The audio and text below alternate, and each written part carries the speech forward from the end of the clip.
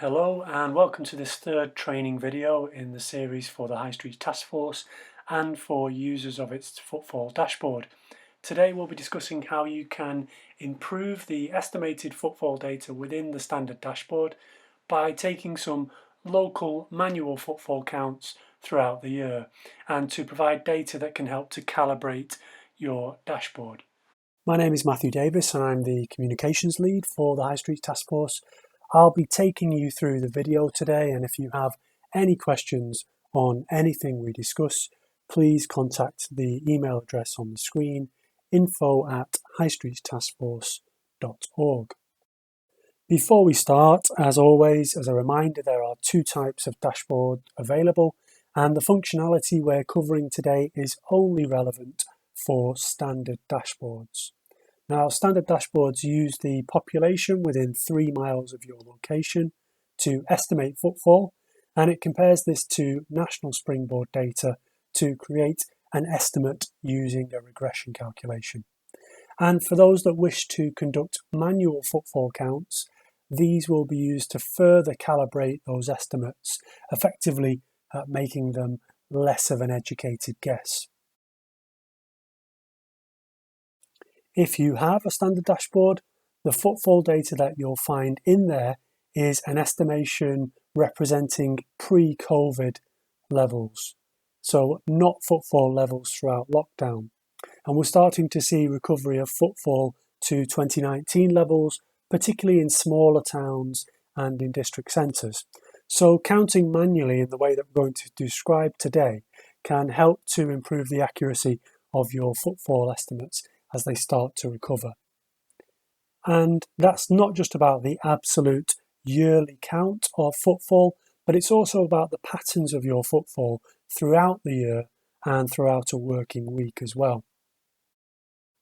And here you can see a graphic explaining the different footfall patterns that we often see, or signatures as we call them. And broadly, there are 4 types that are exhibited by different centres around the country. The signature is the shape of footfall over a particular period, so whether that's yearly, monthly, weekly, or even across the different hours of a single day. Taking each footfall signature in turn, we have holiday towns. These are busier in July and August, and people tend to travel considerable distances to visit them. We have comparison towns, or you might call them comparison retail towns, and as the name suggests, these are places that people go predominantly to shop, and they're busiest in the run-up to Christmas and typically on Saturdays. Next, we have specialty towns who have an overall experience. There may be specific attractions that make people dwell, and footfall rises from Easter to the end of August and then peaks again, although perhaps a smaller peak towards Christmas than you would expect in a comparison retail town, for example. And lastly, we have multifunctional towns. These are community hubs with a range of shops, events and services, and they tend to be more reliably flat or consistent in terms of footfall volume throughout the year. So in summary, counting footfall in your location should help you to understand more about your own town's signature and which of these 4 might be most applicable. So how do we get to that signature for your town? Well, in previous videos we showed this graphic, 3 stages to build on your estimated footfall within your standard dashboard. And today we're concerned with step 2, so improving the accuracy of that estimated footfall data. What this involves is conducting manual footfall counts in your location at selected dates during August and December 2021 and March 2022. These periods correspond to critical times that shape a footfall signature and can help us to understand whether you're a holiday, comparison, speciality or multifunctional town. So if you can provide us with some data from each of these months, we can then calibrate your footfall estimates. So now we'll take a look at how you can count footfall in order to provide that data. The first step in counting footfall manually is to select your location. and it's useful to keep a written and a visual record of that location. So you may want to take a photograph. And at the location, you should imagine a straight line from side to side of the pavement where you're standing. You shouldn't count people walking on bike lanes or the road, or even the pavement across the road from you. But you should count people as they cross over this imaginary line that you've just drawn, and as they walk past in both directions. And count every person walking past, even if that person has been counted before. And we often get questions about whether to count different things that you'll typically see on a high street. So prams do not count, but people pushing them do. And if a cyclist crosses over the count line, they should count as well, as indeed should skaters. But, for example, dogs do not count. And finally, when you're counting, we suggest that you should count in 15-minute intervals. So count for 15 minutes, then take a break for 15 minutes, and then count again. And what you should end up with is 30 minutes of count data within any 1 hour. And you can simply double that total to get a total footfall count for the whole of the hour. But it just means it's less intensive and you don't have to be alert for the full 60 minutes. This next slide shows a counting sheet template that we provide to you to record the counts during these 15-minute periods. And it's also advised that you take with you a clicker to keep count, and a clipboard and some ID, and a watch, of course, to ensure that you can time the different 15-minute intervals.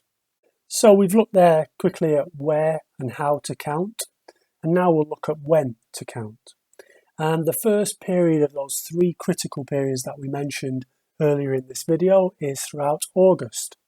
This is an important holiday month to understand, so we're asking dashboard users to count footfall during the week commencing the 9th of August, on the Tuesday, Saturday and Sunday, between the times noted on this slide, so between 7 a.m. and 9 a.m, 12 noon and 2 p.m, and 5 p.m. to 7 p.m. And counting at these times gives an indication of footfall patterns throughout each day, and more broadly during different days of the week. So these days and times are essential to our modelling, so we ask that you count to the schedule and that you don't select your own days and times. When you've conducted your count during that week or during each individual day, you can save it into the count template that we provide, and you can send that data over to the task force team. So we'll log it along with any future counts that you conduct, for example in December 2021 and March 2022.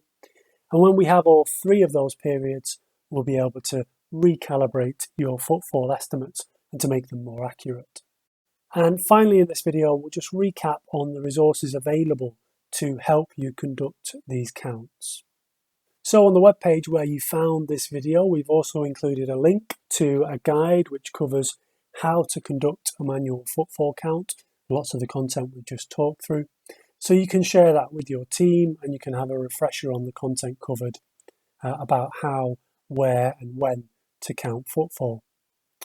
And on that resource webpage, if you click through to it, you'll also find links to documents that will support you throughout the footfall counting. So that includes a risk assessment, a counting sheet, which is essential to log your data, an information sheet, which explains the purpose of footfall counting as well, which you can give to each of your team members. And typically when locations conduct these manual counts, we went through this exercise last year, they will involve a diverse team of people so that a single individual isn't attending on each of the days, Tuesday, Saturday and Sunday. So these are some really useful resources just to brief your footfall counting team before they head out. And that concludes this video. As I say, if you have any questions about the content we've covered, you can contact us at info@highstreetstaskforce.org. So we wish you good luck getting out there and counting footfall, and we hope it's an enlightening and useful exercise. And the team here at the task force looks forward to receiving your data. Thanks very much.